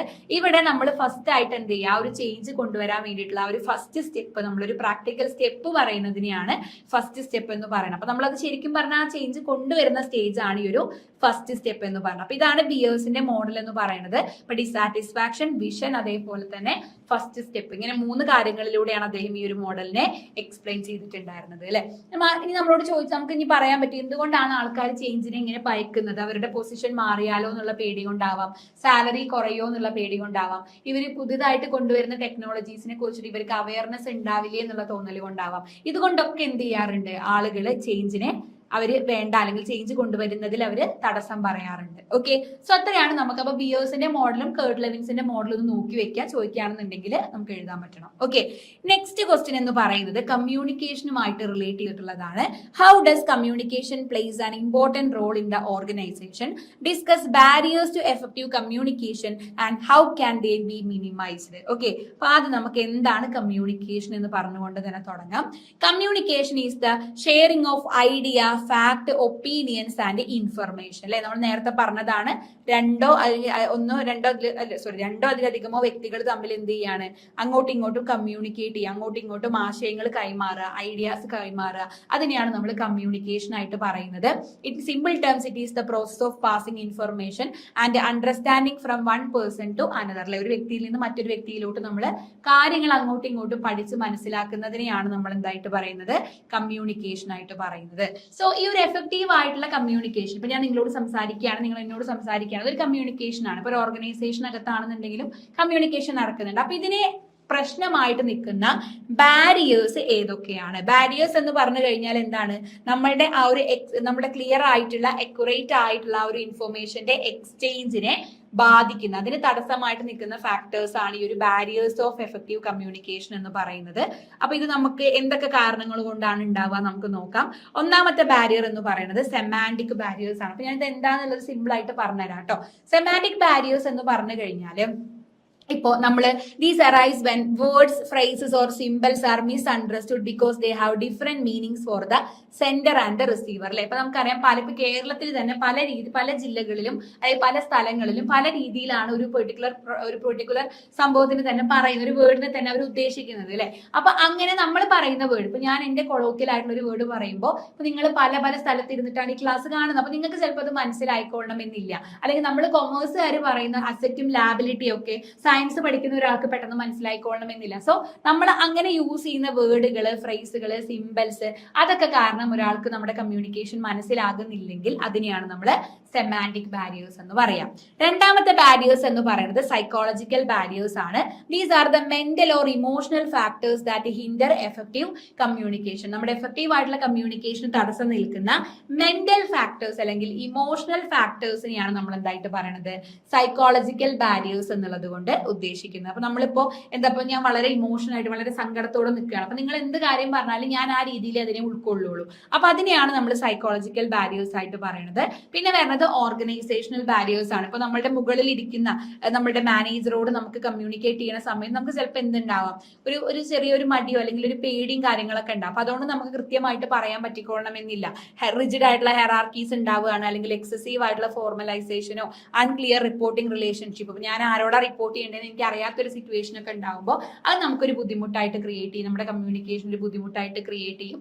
അതിനെയാണ് നമ്മൾ എന്തായിട്ട് പറയുന്നത്, ഓർഗനൈസേഷണൽ ബാരിയേഴ്സ് എന്നുള്ളത് കൊണ്ട് ഉദ്ദേശിക്കണം. അപ്പൊ ഇതൊക്കെയാണ് നമ്മുടെ വേരിയസ് ആയിട്ടുള്ള ബാരിയേഴ്സ് എന്ന് പറഞ്ഞ സെമാൻറ്റിക് ഉണ്ട്, സൈക്കോളജിക്കൽ ഉണ്ട്, ഓർഗനൈസേഷണൽ ബാരിയേഴ്സ് ഉണ്ട്. ഇനി എങ്ങനെ നമുക്ക് ഇതിനെ ഓവർകം ചെയ്തുകൊണ്ട് നമ്മുടെ കമ്മ്യൂണിക്കേഷൻ എഫക്റ്റീവ് ആക്കാം? ഒന്നുമില്ല, നമുക്ക് സിമ്പിൾ ആയിട്ട് എഴുതാൻ പറ്റുന്ന കാര്യങ്ങളേ ഉള്ളൂ. എന്ത് ചെയ്യുക, സിമ്പിൾ ആയിട്ടുള്ള ക്ലിയർ ആയിട്ടുള്ള വേർഡുകൾ യൂസ് ചെയ്യുക. അല്ലെ, ഫാൻസി വേർഡ്സുകളോ കൺഫ്യൂസിംഗ് വേർഡ്സ് ഒന്നും യൂസ് ചെയ്യാതെ സിമ്പിൾ ആയിട്ടുള്ള വേർഡുകൾ യൂസ് ചെയ്യുക. Think about your audience. നമ്മൾ ആരോടാണോ സംസാരിക്കുന്നത് അവരെ കൂടെ നമ്മൾ കൺസിഡർ ചെയ്യുക. ആ ഒരു ആളുകളുടെ ലെവലിനനുസരിച്ചിട്ടുള്ള വേർഡുകൾ നമ്മൾ യൂസ് ചെയ്യുക. അപ്പൊ നമ്മൾ സ്റ്റുഡൻസിനോട് സംസാരിക്കുന്ന പോലെ അല്ല എക്സ്പേർട്ടുകളോട് സംസാരിക്കേണ്ടത്. പിന്നെ കീപ് ഇറ്റ് ഷോർട്ട്. അല്ലെ, മെസ്സേജ് നമ്മൾ പറയുന്ന സമയത്ത് ഒരുപാട് നീട്ടി വലിച്ച് പറയാതെ എന്താണോ പറയാനുള്ളത് അത് കൃത്യമായിട്ട് നമ്മൾ എന്ത് ചെയ്യുക, പറയാം. നമ്മൾ ഈസി ആയിട്ട് റിമെമ്പർ ചെയ്യാൻ പറ്റുന്നത് ഷോർട്ട് ആൻഡ് സിമ്പിൾ ആകുമ്പോഴാണ്. പിന്നെ face to face communication use ചെയ്യുക. അല്ലെ, നമ്മൾ എപ്പോഴും സംസാരിക്കുമ്പോൾ മുഖത്തോട് നോക്കി സംസാരിക്കുന്നതാണ് ഏറ്റവും നല്ലത്. അപ്പൊ നമുക്ക് ആളുടെ റിയാക്ഷൻസും ബോഡി ലാംഗ്വേജ് ഒക്കെ മനസ്സിലാക്കി എടുക്കാൻ പറ്റും. പിന്നെ ലിസൺ കെയർഫുള്ളി. നമ്മളോട് എന്താണ് ആള് പറയണത് എന്നുള്ളത് കെയർഫുള്ളി ലിസൺ ചെയ്യുക. എന്നാലേ നമുക്ക് അത് എന്താ ആൾ ഉദ്ദേശിക്കണേന്ന് മനസ്സിലാക്കാൻ പറ്റുള്ളൂ. അപ്പൊ ആള് പറയുന്നതിന് മുന്നേ തന്നെ നമ്മൾ കാര്യങ്ങൾ അങ്ങോട്ട് പറയാതെ എല്ലാം മനസ്സിലാക്കുക. പിന്നെ മൈൻഡ് യുവർ ബോഡി ലാംഗ്വേജ്. അല്ലെ, നമ്മൾ സംസാരിക്കുന്ന സമയത്ത് നമ്മൾ യൂസ് ചെയ്യുന്ന ടോൺ ആയിക്കോട്ടെ, ഗസ്റ്റേഴ്സ് ആയിക്കോട്ടെ, എക്സ്പ്രഷൻസ് ആയിക്കോട്ടെ, അതൊക്കെ നമ്മുടെ ഓപ്പോസിറ്റ് നിൽക്കുന്ന ആളെ ഹേർട്ട് ചെയ്യാത്ത, ഓപ്പോസിറ്റ് നിൽക്കുന്ന ആൾക്ക് മനസ്സിലാകുന്ന തരത്തിലുള്ള ബോഡി ലാംഗ്വേജ് കാര്യങ്ങളൊക്കെ യൂസ് ചെയ്യുക. സോ ഇതൊക്കെ യൂസ് ചെയ്തുകൊണ്ട് നമുക്ക് എന്ത് ചെയ്യാൻ പറ്റുന്നുണ്ട്, നമ്മുടെ കമ്മ്യൂണിക്കേഷൻ നമുക്ക് എഫക്റ്റീവ് ആക്കാൻ വേണ്ടിയിട്ട് പറ്റുന്നുണ്ട് കേട്ടോ. സോ അത്രയാണ് നമുക്ക് അവിടെ ഡിസ്കസ് ചെയ്യാൻ വേണ്ടിയിട്ടുള്ളത്. അപ്പൊ നമ്മൾ എന്താണ് കമ്മ്യൂണിക്കേഷൻ, കമ്മ്യൂണിക്കേഷന്റെ ഇമ്പോർട്ടൻസ്, അതിന്റെ ബാരിയേഴ്സ്, അതെങ്ങനെ നമുക്ക് ഒഴിവാക്കാം, റിമൂവ് ചെയ്യാം എന്നുള്ളതാണ് നമ്മൾ നോക്കിയിട്ടുണ്ടായിരുന്നത്. ഓക്കെ, നെക്സ്റ്റ് ക്വസ്റ്റ്യൻ എന്ന് പറഞ്ഞാൽ ഞാൻ നേരത്തെ പ്ലാനിങ്ങിൽ പറഞ്ഞ പോലെ തന്നെ ഒരുപാട് തവണ റിപ്പീറ്റ് ആയിട്ട് കണ്ടിട്ടുള്ള ഒരു ക്വസ്റ്റ്യൻ ആണ്. What is staffing, discuss its importance, describe and discuss various source of recruitment and their advantages and disadvantages എന്ന് പറയുന്നത്. ഓക്കെ, അപ്പൊ എന്താണ് സ്റ്റാഫിംഗ് എന്നുള്ളത് നമുക്ക് ആദ്യം നോക്കാം. ഒന്നുമില്ല, സ്റ്റാഫിംഗ് എന്ന് പറഞ്ഞു കഴിഞ്ഞാൽ ഇപ്പൊ നമ്മുടെ ഓർഗനൈസേഷനകത്ത് എംപ്ലോയീസ് ഇല്ല, നമുക്ക് ഒരു കാര്യം ചെയ്യാൻ പറ്റില്ല. അപ്പൊ ആ എംപ്ലോയീസിനെ ഫില്ല് ചെയ്ത് അവരെ ആ ഒരു പൊസിഷനകത്ത് കീപ്പ് ചെയ്യുന്ന പ്രോസസ്സാണ് സ്റ്റാഫിംഗ് എന്ന് പറയുന്നത്. It involves man power planning, recruitment, selection, placement, training, promotion and performance appraisal. അപ്പൊ അതിനകത്ത് recruitment, planning, selection, placement, training, promotion ഒക്കെ അതിനകത്ത് ഇൻവോൾവ് ചെയ്തിട്ടുണ്ട്. അപ്പൊ അതിന്റെ ഇമ്പോർട്ടൻസ് എന്തൊക്കെയാണ് എന്ന് ചോദിച്ചു കഴിഞ്ഞാല്, ഒന്ന് efficient performance of management functions ആണ്. ഇപ്പൊ സ്റ്റാഫിംഗ് ഉണ്ടെന്നുണ്ടെങ്കിൽ എംപ്ലോയീസിന് staffing provide a competent employees required for planning, organising, directing and controlling activities അല്ലെ. അതായത് നമ്മളിപ്പോ സ്റ്റാഫിംഗ് ഉണ്ടെന്നുണ്ടെങ്കിൽ നമ്മളെ സംബന്ധിച്ചിടത്തോളം നല്ല എംപ്ലോയീസിനെ നമ്മൾ കൊണ്ടുവന്നു കഴിഞ്ഞാൽ സ്റ്റാഫിംഗിലൂടെ നമുക്ക് നല്ല എംപ്ലോയീസിനെ കിട്ടും, എഫിഷ്യന്റ് ആയിട്ടുള്ള എംപ്ലോയീസിനെ കിട്ടും. അപ്പൊ അതിന്റെ ഭാഗമായിട്ട് നമുക്ക് പ്രോപ്പർ ആയിട്ട് പ്ലാനിങ്ങും ഓർഗനൈസിംഗും ഡയറക്ടിങ്ങും കൺട്രോളിംഗ് ഒക്കെ ചെയ്യാൻ വേണ്ടിയിട്ട് നമുക്ക് പറ്റും. പിന്നെ വരുന്നത് ഒപ്റ്റിമം യൂട്ടിലൈസേഷൻ ഓഫ് റിസോഴ്സസ് ആണ്. അതായത് പ്രോപ്പർ ആയിട്ടുള്ള സ്റ്റാഫിംഗ് എന്ത് എൻഷുർ ചെയ്യുന്നുണ്ട്, നമ്മുടെ ഫിസിക്കൽ ആയിട്ടുള്ള, ഫിനാൻഷ്യൽ ആയിട്ടുള്ള, ടെക്നോളജിക്കൽ ആയിട്ടുള്ള റിസോഴ്സ് എല്ലാം തന്നെ എഫക്റ്റീവ് ആയിട്ട് യൂട്ടിലൈസ് ചെയ്യുന്നുണ്ട് എന്നുള്ളത് നമുക്ക് ഉറപ്പ് വരുത്താൻ വേണ്ടിയിട്ട് നമ്മളത് ഹെൽപ്പ് ചെയ്യുന്നുണ്ട്. പിന്നെ അതേപോലെ തന്നെ നെക്സ്റ്റ് പറയുന്നത് ബെറ്റർ യൂസ് ഓഫ് ടെക്നോളജിയാണ്. ഇപ്പൊ ക്വാളിഫൈഡ് ആയിട്ടുള്ള എംപ്ലോയീസ് ആണെന്നുണ്ടെങ്കിൽ അവർക്കൊന്നും കൂടെ അടിപൊളിയായിട്ട് അവർക്ക് ടെക്നോളജി കാര്യങ്ങളൊക്കെ യൂസ് ചെയ്യാനുള്ള ഒരു അറിവ് അവർക്ക് ഉണ്ടാവും. പിന്നെ ഹയർ എംപ്ലോയി മൊറാലാണ് അടുത്തതായിട്ട് പറയണത്. അപ്പൊ നമ്മൾ റൈറ്റ് പൊസിഷനിൽ, റൈറ്റ് ജോബിൽ നമ്മൾ റൈറ്റ് എംപ്ലോയിനെ പൊസിഷൻ ചെയ്യുകയാണെന്നുണ്ടെങ്കിൽ അവരുടെ ജോബ് സാറ്റിസ്ഫാക്ഷനും മോട്ടിവേഷനും മൊറാലിറ്റി ഒക്കെ കൂടും. അതേപോലെ തന്നെ പിന്നീട് പറയുന്നത് ഡെവലപ്മെന്റ് ഓഫ് ഹ്യൂമൻ ക്യാപിറ്റൽ ആണ് പറയുന്നത്. അതായത് നമുക്ക് നമ്മുടെ ഈ ഒരു സ്റ്റാഫിംഗ് എന്ന് പറയുമ്പോൾ അതിനകത്ത് നമ്മൾ എന്ത് ചെയ്യുന്നുണ്ട്, എംപ്ലോയീസിന് ആവശ്യമായിട്ടുള്ള ട്രെയിനിങ്ങും കാര്യങ്ങളൊക്കെ നമ്മൾ പ്രൊവൈഡ് ചെയ്യുന്നുണ്ട്. അപ്പൊ അതുകൊണ്ട് തന്നെ അവരുടെ ഒരു ഹ്യൂമൻ ക്യാപിറ്റൽ ഡെവലപ്പ് ചെയ്തെടുക്കാൻ വേണ്ടിയിട്ട് നമുക്ക് കഴിയുന്നുണ്ട് എന്നുള്ളതാണ് കേട്ടോ. സോ അത്രയാണ് നമുക്ക് അവിടെ സ്റ്റാഫിങ്ങിന്റെ ഇമ്പോർട്ടൻസ് ആയിട്ട് നമുക്ക് എന്ത് ചെയ്യാൻ വേണ്ടിയിട്ടുള്ളത്, ഡിസ്കസ് ചെയ്യാൻ വേണ്ടിയിട്ടുള്ള കാര്യങ്ങൾ എന്ന് പറയുന്നത്. ഓക്കെ,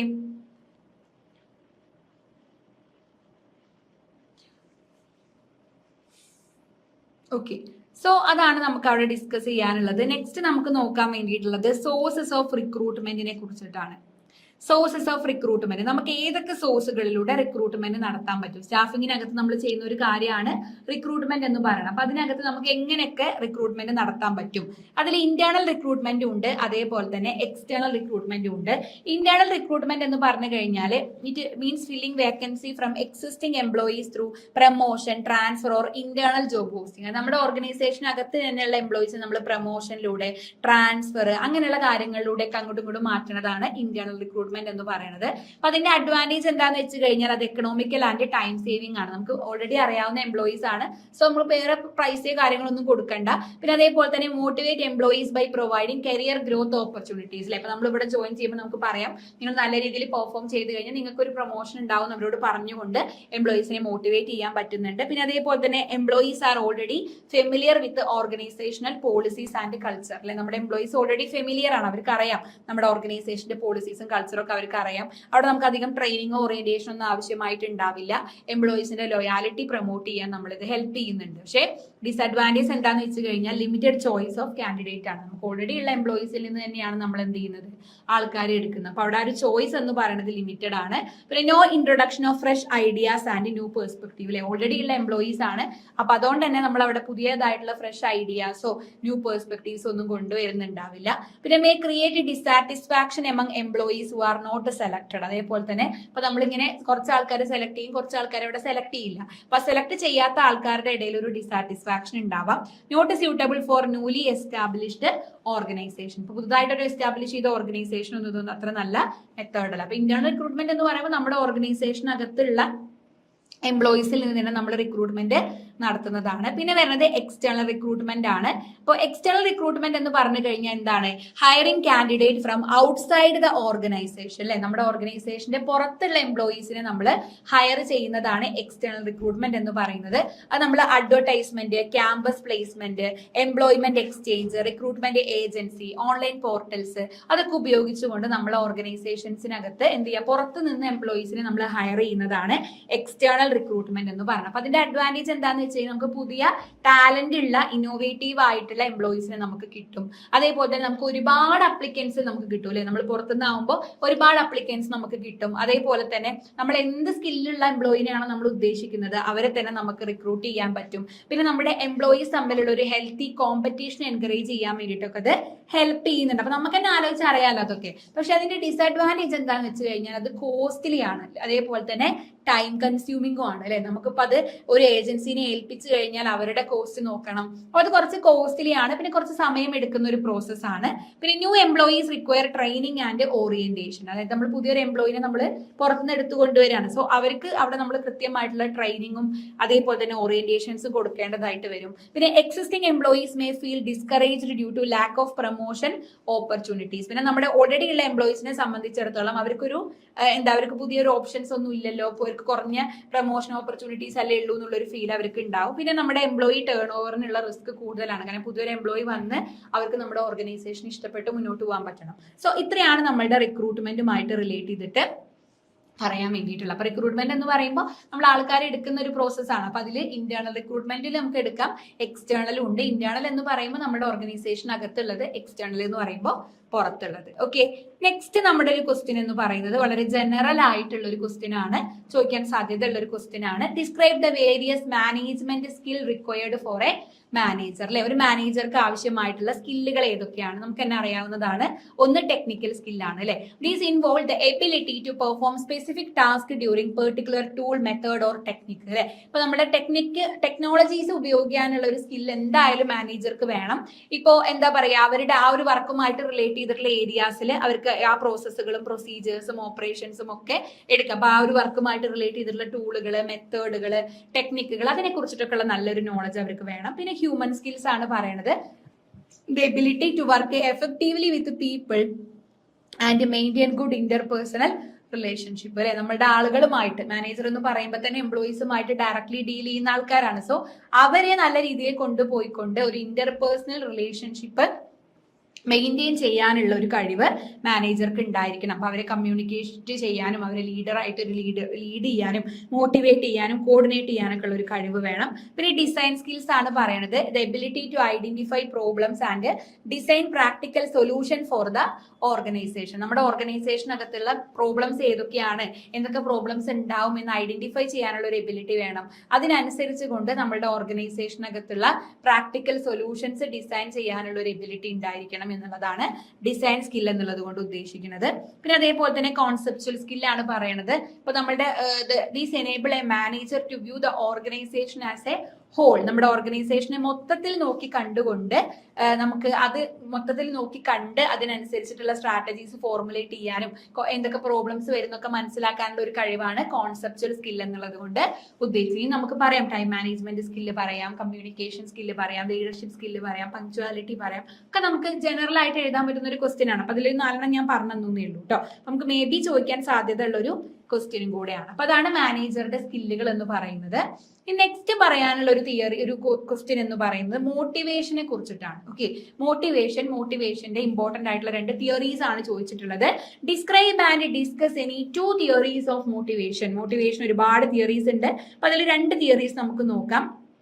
സോ ആദ്യം നമുക്ക് ഫസ്റ്റ് നമ്മൾ പറയാൻ പോണ ഒരു തിയറി എന്ന് പറയുന്നത് നമ്മുടെ മാസ്ലോയുടെ theory of hierarchy of needs ആണ്. വളരെ ഫേമസ് ആയിട്ടുള്ള ഒരു തിയറിയാണ്. ഈ തിയറി ചോദിക്കുകയാണെന്നുണ്ടെങ്കിൽ, നിങ്ങൾ എഴുതുകയാണെന്നുണ്ടെങ്കിൽ ഇതുപോലൊരു പിരമിഡ് നിങ്ങൾ വരയ്ക്കുക. ഓക്കെ, ഇവിടെ നമുക്ക് ഈ ഒരു മാസ്ലോ 5 നീഡുകളെയാണ് അദ്ദേഹം മെയിൻ ആയിട്ട് ഐഡന്റിഫൈ ചെയ്തിട്ടുള്ളത് 5 നീഡുകളെയാണ്.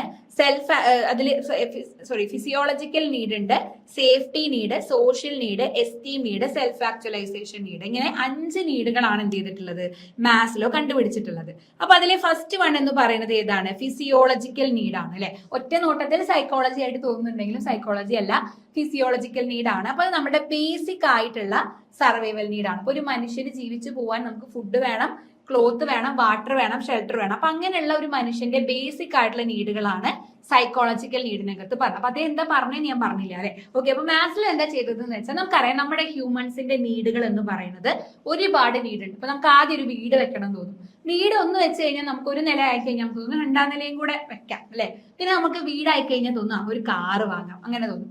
കാറായി കഴിഞ്ഞാൽ നമുക്ക് വേറെ പല ആവശ്യങ്ങളുണ്ട്. അപ്പൊ അങ്ങനെ നമുക്ക് ഇങ്ങനെ നീഡുകൾ ഇങ്ങനെ എന്ത് ചെയ്തുകൊണ്ടിരിക്കുകയാണ്, ഹ്യൂമൻസിന്റെ നീഡുകൾ ഇങ്ങനെ നടന്നുകൊണ്ടിരിക്കുകയാണ്. അപ്പൊ അദ്ദേഹം പറഞ്ഞിട്ടുള്ളത് എന്താന്ന് വെച്ച് കഴിഞ്ഞാല് ഈ നീഡുകളെ നമുക്ക് ഇങ്ങനെ ഒരു ഹെറാർക്കിക്കൽ ഓർഡറിൽ അറേഞ്ച് ചെയ്യാൻ പറ്റും. അപ്പൊ അതിൽ ഏറ്റവും താഴെയുള്ള നീഡ് സാറ്റിസ്ഫൈ ചെയ്താലേ നമ്മളുടെ മുകളിലോട്ട് പോളൂ എന്നാണ് അദ്ദേഹം പറഞ്ഞിട്ടുണ്ടായത്. അപ്പൊ ഇതിന്റെ ഒരു ഓർഡർ ഉണ്ട്. അതാണ് ഒന്നാമത്തത് ഫിസിയോളജിക്കൽ നീഡ്. അപ്പൊ അത് നമ്മളുടെ ബേസിക് ആയിട്ടുള്ള നീഡാണ്, ഒരു മനുഷ്യന് വേണ്ട ബേസിക് നീഡാണ് അവിടെ പറയണത്. അത് കിട്ടിക്കഴിഞ്ഞാലാണ് നമ്മൾ മെല്ലെ സേഫ്റ്റി നീഡിലോട്ട് പോവാം. അപ്പൊ സേഫ്റ്റി നീഡ് എന്ന് പറയുമ്പോൾ security and protection both physically and emotionally in an environment free from threat അല്ലെ. നമുക്കിപ്പോ ഒരു അറ്റാക്ക് വരികയാണ്, ഒരു അറ്റാക്ക് വരുമ്പോൾ അതിൽ നിന്നൊരു പ്രൊട്ടക്ഷൻ, ജോബ് സെക്യൂരിറ്റി തുടങ്ങിയിട്ടുള്ള കാര്യങ്ങളാണ് ഇവിടെ വരുന്നുണ്ടാവുക, സേഫ്റ്റി നീഡിനകത്ത് വരുന്നുണ്ടാവുക. പിന്നെ വരുന്നത് സോഷ്യൽ നീഡാണ്. സോഷ്യൽ നീഡ് എന്ന് പറയുമ്പോൾ നമുക്ക് മറ്റുള്ളവരിൽ നിന്ന് ഫ്രണ്ട്ഷിപ്പ്, റിലേഷൻഷിപ്പ്, സോഷ്യൽ ആക്സെപ്റ്റൻസ് അതൊക്കെ കിട്ടാനുള്ള നമ്മളുടെ ആഗ്രഹമാണ് സോഷ്യൽ നീഡ് അല്ലെങ്കിൽ ബിലോങ്നെസ് നീഡ് എന്ന് പറയുന്നത്. പിന്നെ വരുന്നത് എസ്റ്റീം നീഡ് ആണ്. എസ്റ്റീം നീഡ് എന്ന് പറഞ്ഞു കഴിഞ്ഞാൽ wanting self respect, recognition, appreciation and positive image അല്ലെ. നമുക്കൊരു സെൽഫ് റെസ്പെക്റ്റും റെക്കഗ്നിഷനും അപ്രീസിയേഷനും പോസിറ്റീവ് ഇമേജ് ഒക്കെ ക്രിയേറ്റ് ചെയ്യാനുള്ള നീഡാണ് എസ്റ്റീം നീഡ് എന്ന് പറയുന്നത്. 5ാമത്തത് സെൽഫ് ആക്ച്വലൈസേഷൻ നീഡാണ്. ഇതെന്ന് പറഞ്ഞു കഴിഞ്ഞാൽ the drive to achieve one's full potential and personal growth, turning one's dreams and abilities into reality. അങ്ങനെ അധികം ആരും എത്താറില്ല. നമുക്കെല്ലാം നേടിയെടുത്തു, ഇനി നമുക്കൊന്നും നേടിയെടുക്കാനില്ല എന്നുള്ളൊരു തോന്നൽ ഉണ്ടാവുമല്ലോ. അതിനെയാണ് നമ്മൾ എന്തായിട്ട് പറയുക, സെൽഫ് ആക്ച്വലൈസേഷൻ നീഡ്സ് എന്നുള്ളത് കൊണ്ട് ഉദ്ദേശിക്കണം. അപ്പൊ ഇത്രയാണ് നമ്മളുടെ 5 നീഡുകൾ എന്ന് പറഞ്ഞത്. അപ്പൊ അതിൽ ഫിസിയോളജിക്കൽ ഉണ്ട്, സേഫ്റ്റി നീഡ് ഉണ്ട്, സോഷ്യൽ നീഡ് ഉണ്ട്, അതേപോലെ തന്നെ esteem need, self actualisation need. അപ്പൊ അതാണ് നമ്മളുടെ ഫസ്റ്റ് തിയറി ആയിട്ടുള്ള മാസ്ലോയുടെ നീഡ് ഹെറാർക്കി തിയറി എന്ന് പറയുന്നത്. ഓക്കെ, നെക്സ്റ്റ് വൺ എന്ന് പറയുന്നത് MC ഗ്രിഗേഴ്സിന്റെ theory X and theory Y ആണ് നമ്മളുടെ നെക്സ്റ്റ് തിയറി എന്ന് പറയുന്നത്. അപ്പൊ MC ഗ്രിഗേഴ്സിന്റെ ഈ ഒരു തിയറിയുടെ അകത്ത് അദ്ദേഹം 2 എംപ്ലോയീസുമായിട്ട് റിലേറ്റ് ചെയ്തിട്ടുള്ള 2 ഡിഫറെന്റ് ആയിട്ടുള്ള വ്യൂകളാണ് അദ്ദേഹം ഇതിനകത്ത് എന്ത് ചെയ്തിട്ടുള്ളത്, പ്രസന്റ് ചെയ്തിട്ടുള്ളത്. തിയറി എക്സും ഉണ്ട്, തിയറി വൈയും ഉണ്ട്. അപ്പൊ അതിൽ തിയറി എക്സ് എന്ന് പറഞ്ഞു കഴിഞ്ഞാൽ അതൊരു അതോറിറ്റേറിയൻ വ്യൂ ആണ് വരുന്നത്. തിയറി വൈ എന്ന് പറയുന്നത് ഒരു പോസിറ്റീവ് വ്യൂ ആണ് വരുന്നത്. അപ്പൊ തിയറി എക്സിൽ പറയണത് എന്താന്ന് വെച്ച് കഴിഞ്ഞാൽ ആളുകൾക്ക് പണിയെടുക്കാൻ ഭയങ്കര മടിയാണ്. ആളുകൾ എപ്പോഴും വർക്ക് ചെയ്യാൻ അവർക്ക് ഡിസ്ലൈക്ക് ആണ്. അതേപോലെ തന്നെ അവർക്ക് വലിയ അംബീഷൻസോ കാര്യങ്ങളൊന്നുമില്ല. അതേ അവോയ്ഡ് റെസ്പോൺസിബിലിറ്റി അല്ലെ, അവർക്ക് എപ്പോഴും റെസ്പോൺസിബിലിറ്റി അവോയ്ഡ് ചെയ്തുകൊണ്ടിരിക്കും. And prefer to be directed, അവരെ പിന്നാലെ ഇങ്ങനെ നടക്കണം. നിങ്ങൾ അത് ചെയ്യൂ, ഇത് ചെയ്യൂ, അങ്ങനെ ചെയ്യൂ, ഇങ്ങനെ ചെയ്യൂ, നമ്മൾ ഇങ്ങനെ പിന്നാലെ നടക്കണം എന്നുള്ളതാണ് ഈ ഒരു തിയറി എക്സിൽ പറയുന്നത്. അപ്പൊ ഇവരെ കൺട്രോൾ ചെയ്യാൻ വേണ്ടിയിട്ട് മാനേജേഴ്സ് സ്ട്രിക്റ്റ് ആയിട്ട് ഇവരെ കൺട്രോൾ ചെയ്യണം, ഇവരെ ത്രെട്ടൺ ചെയ്യണം, ഇവരെ പ്രഷർ കൊടുക്കണം, പണിഷ്മെന്റ് കൊടുക്കണം, എന്നാലേ ഇവരെന്ത് ചെയ്യുള്ളൂ, ജോലി ചെയ്യുള്ളൂ എന്നുള്ളതാണ് ഈ ഒരു തിയറി എക്സിനകത്ത് പറയുന്നത്. പിന്നെ അതേപോലെ തന്നെ most people are not creative in solving problems അല്ലെ. പ്രോബ്ലംസ് സോൾവ് ചെയ്യാനൊന്നും ഇവർക്ക് സമയമല്ല, ഇവർക്ക് വെറുതെ ഇങ്ങനെ ഇരിക്കുക, ഒരാൾ പറഞ്ഞത് അത് ചെയ്യുക, ആ രീതിയിലാണ് നമ്മുടെ എംപ്ലോയീസ് വരുന്നത് എന്നുള്ളതാണ് തിയറി എക്സിൽ പറയുന്നത്. അപ്പൊ അതുകൊണ്ട് തന്നെ ഇവരെ നമ്മൾ പ്രോപ്പർ ആയിട്ട് മാനേജ് ചെയ്താലേ നമുക്ക് മുന്നോട്ട് പോകാൻ പറ്റുള്ളൂ എന്നുള്ളതാണ് തിയറി എക്സ് പറയുന്നത്. എന്നാൽ തിയറി വൈ എന്ന് പറഞ്ഞു കഴിഞ്ഞാൽ അതൊരു പോസിറ്റീവ് വ്യൂ ആണ്. ഇവിടെ പറയുന്നത് എന്താന്ന് വെച്ചാൽ work is natural like play or rest if conditions are good അല്ലെ. നമ്മുടെ വർക്കിംഗ് കണ്ടീഷൻസ് ഗുഡ് ആണെന്നുണ്ടെങ്കിൽ വർക്ക് എന്ന് പറയുന്നത് നാച്ചുറൽ ആണ്. അവിടെ ആളുകളെ നമുക്ക് ത്രെട്ടൻ ചെയ്യേണ്ട ആവശ്യമോ സ്ട്രിക്റ്റ് ആയിട്ട് ഒരു കൺട്രോൾ കൊണ്ടുവരേണ്ട ആവശ്യമൊന്നുമില്ല. നമുക്ക് എന്താണ് മോട്ടിവേഷൻ നമ്മൾ സ്വന്തമായിട്ട് ഉണ്ടാക്കും. നമുക്ക് വേറുള്ളവർ നമുക്ക് സോഷ്യൽ ആക്സെപ്റ്റൻസും സെൽഫ് എസ്റ്റീമും സെൽഫ് ആക്ച്വലൈസേഷനും ഒക്കെ വേണം. അതുകൊണ്ട് തന്നെ മോട്ടിവേഷൻ അതിൽ നിന്നൊക്കെ വന്നോളും. അപ്പൊ നമുക്ക് മോട്ടിവേഷൻ ഉണ്ട് എന്നുണ്ടെങ്കിൽ ആളുകൾക്ക് സെൽഫ് ഡയറക്റ്റഡ് ആവാനും റെസ്പോൺസിബിൾ ആവാനും ക്രിയേറ്റീവ് ആവാനൊക്കെ കഴിയും എന്നുള്ളതാണ് തിയറി വൈയുടെ അകത്ത് പറഞ്ഞത്. അപ്പൊ ഇങ്ങനെ 2 വ്യൂസ് ആണ് MC ഗ്രിഗർ കൊണ്ടുവന്നിട്ടുള്ളത്, തിയറി എക്സ് അതേപോലെ തന്നെ തിയറി വൈ. അപ്പൊ ഇതാണ് നമ്മുടെ മോട്ടിവേഷന്റെ 2 തിയറീസ് എന്ന് പറയുന്നത്. അപ്പൊ മാസ്ലോയുടെ നീഡ് ഹെറാർക്കി തിയറിയിൽ നമ്മൾ 5 നീഡുകളാണ് പറഞ്ഞിട്ടുണ്ടായിരുന്നത്. MC ഗ്രിഗേഴ്സിന്റെ തിയറി എക്സിനെ കുറിച്ചിട്ടും തിയറി വൈനെ കുറിച്ചിട്ടുമാണ് നമ്മൾ ഡിസ്കസ് ചെയ്തിട്ടുണ്ടായിരുന്നത്. ഓക്കെ, സോ നമ്മളുടെ ലാസ്റ്റ് ക്വസ്റ്റ്യനിലോട്ട് പോവാണ്. Discuss the factors influencing the choice of structure of an organisation. ഒരു ഓർഗനൈസേഷന്റെ സ്ട്രക്ചറിന്റെ ചോയ്സിനെ ഇൻഫ്ലുവൻസ് ചെയ്യുന്ന ഫാക്ടേഴ്സ് ഏതൊക്കെയാണ്? ഒന്ന് എൻവയോൺമെന്റൽ ഫാക്ടേഴ്സ് ആണ്. A stable environment allow firm to adopt a more mechanistic centralised structure. അതായത് നമ്മളുടെ എൻവയോൺമെന്റ് എന്ന് പറയുന്നത് ഒരു സ്റ്റേബിൾ എൻവയോൺമെന്റ് ആണെന്നുണ്ടെങ്കിൽ അവിടെ ഫേമുകൾ അഡോപ്റ്റ് ചെയ്യുന്നുണ്ടാവുക കുറച്ചും കൂടെ മെക്കാനിസ്റ്റിക് ആയിട്ടുള്ള സെൻട്രലൈസ്ഡ് ആയിട്ടുള്ള സ്ട്രക്ചർ ആയിരിക്കും. അതല്ല നമ്മളുടെ എൻവയോൺമെന്റ് ഒരു ഡൈനാമിക് എൻവയോൺമെന്റ് ആണെന്നുണ്ടെങ്കിൽ നമുക്ക് ഒന്നുകൂടെ ഫ്ലെക്സിബിൾ ആയിട്ട് അഡാപ്റ്റീവ് ആയിട്ട് മുന്നോട്ട് പോകാൻ പറ്റും. അതാണ് നമ്മളുടെ ഒരു ഓർഗനൈസേഷൻ സ്ട്രക്ചറിനെ ഇൻഫ്ലുവൻസ് ചെയ്യുന്ന ഫാക്ടർ ആയിട്ടുള്ള എൻവയോൺമെന്റൽ ഫാക്ടേഴ്സ്. സെക്കൻഡ് വൺ പറയുന്നത് ടെക്നോളജിക്കൽ ഫാക്ടേഴ്സ് ആണ്. ഇവിടെ routine and standardised technology support a more formal and centralised structure. അല്ലെ, നമ്മുടെ സെൻട്രലൈസ്ഡ് സ്ട്രക്ചറിനെ സപ്പോർട്ട് ചെയ്യുന്ന ഒരു സ്റ്റാൻഡർഡൈസ്ഡ് ആൻഡ് റുട്ടീൻ ആയിട്ടുള്ള ഒരു ടെക്നോളജിക്കൽ സപ്പോർട്ടാണ് ഇവിടെ പറഞ്ഞത്. അപ്പൊ നമുക്ക് നല്ലൊരു ടെക്നോളജിക്കൽ സപ്പോർട്ട് ഉണ്ട് എന്നുണ്ടെങ്കിൽ നമ്മൾ നല്ല രീതിയിൽ കാര്യങ്ങൾ ചെയ്യും. അതല്ല ഒരു നോൺ റുട്ടീൻ ടാസ്ക് ആണെന്നുണ്ടെങ്കിൽ നമുക്ക് അവിടെ ഡീസെൻട്രലൈസേഷൻ ആണ് ഒന്നുകൂടെ നല്ലത്. അതായത് ഈ ഓർഗനൈസേഷന്റെ സ്ട്രക്ചർ സെൻട്രലൈസ്ഡും ഉണ്ടാവാം ഡിസെൻട്രലൈസ്ഡും ഉണ്ടാവും. അപ്പൊ സെൻട്രലൈസ്ഡ് ആണെന്നുണ്ടെങ്കിൽ നമുക്ക് കുറച്ചും കൂടെ എന്താ പറയാ, നമുക്കിപ്പോ ഒരു റുട്ടീൻ ആയിട്ടുള്ള ഒരു സ്റ്റാൻഡർഡൈസ്ഡ് ടെക്നോളജി ആണെന്നുണ്ടെങ്കിൽ നമുക്ക് formal and centralised organisation structure എടുക്കാം. അതല്ല ഒരു നോൺ റുട്ടീൻ ആയിട്ടുള്ള ടാസ്ക് ആണെന്നുണ്ടെങ്കിൽ അവിടെ ഫ്ലെക്സിബിൾ ആയിട്ടുള്ള ഒരു സ്ട്രക്ചർ ആണ് നല്ലത്.